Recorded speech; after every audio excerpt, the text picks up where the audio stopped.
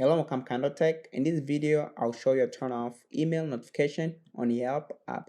But before I begin, I would like to let you know that this video is brought to you by Amazon Prime. If you shop on Amazon, you can save a lot of money by getting Amazon Prime subscription. If you want to learn more about how you can save all this money, click on the Amazon Prime subscription trial link.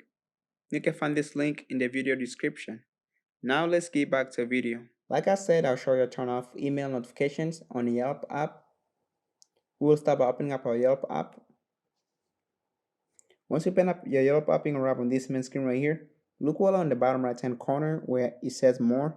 Make sure you tap on more. Then you're going to arrive on this main screen right here. Once you arrive here, make sure you tap on where it says settings. Look on settings right there. Tap on settings. Then you're going to arrive on this main screen right here.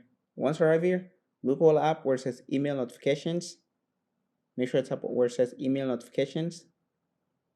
Right there, as you see, like receive emails from Yelp, you see like how it's on right there and it has like a blue light.